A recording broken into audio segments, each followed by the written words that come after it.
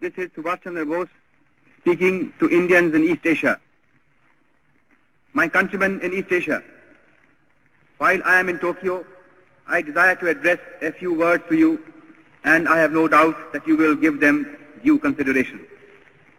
In the first place, I desire to thank you most heartily for the warm and enthusiastic welcome that you have given me on the occasion of my public appearance in East Asia, and for the assurance that you have given me of your wholehearted support to our efforts to liberate our dear motherland. I feel overwhelmed at this manifestation of your burning patriotism and spirit of sacrifice.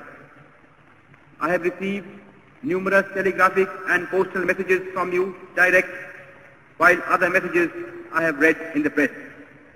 And all these messages have given me great joy and satisfaction. You know that I am always an optimist. Nevertheless, I must say that the response that I have received has exceeded my fondest expectations. I can only say in reply that I feel proud of you. Since the outbreak of the war in Europe and in East Asia, I have been saying repeatedly that we, the Indian people, could not have wished or even dreamt of a better combination of circumstances for helping us to achieve our liberty.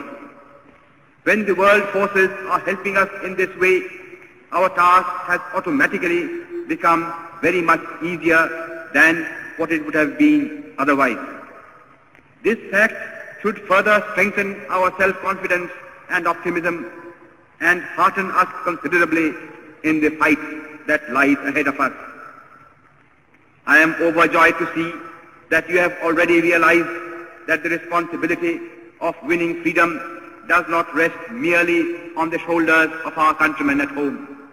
It is but natural that they should bear the brunt of the burden, and they have been doing so already. But at the same time, every Indian, no matter where he may be living at the present time, has a duty towards his country, and he must contribute his due share towards the final victory. I am convinced that India cannot hope to be free until all Indians living abroad perform their duty in this momentous world crisis. Owing to the fact that the tripartite powers have been giving their fullest support to Indian independence, it is comparatively easy for Indians living in Axis countries or in countries controlled by the Axis powers to play their part in the national struggle. Consequently, among those Indians who are now abroad, I expect that Indians living in Axis countries or in countries controlled by the Axis powers will render the maximum service to their motherland. Here in East Asia, you have seen for yourselves how deep is the interest in and sympathy for Indian independence.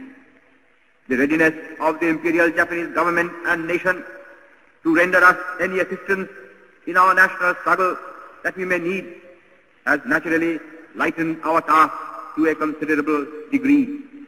Consequently, there can be no possible excuse why any Indian in East Asia should not pull his whole weight in the present struggle. But though the Axis powers and Japan in particular are prepared to help us at any time and have been actually doing so already, the task of liberating India is ours and ours alone. That responsibility we shall not cast on anybody else, because that would be against our national honor. Moreover, we have no right to ask for or expect help from any quarter until we ourselves have first of all done our very utmost. Our countrymen and our sisters and brothers at home have been doing their best in the circumstances in which they are placed. But the enemy is ruthless and desperate, and he is armed to the teeth. Against such a brutal foe, no amount of civil disobedience or of sabotage or of revolutionary terrorism can be of any avail. If therefore we want to expel British power from India, we have to fight the enemy with his own weapons,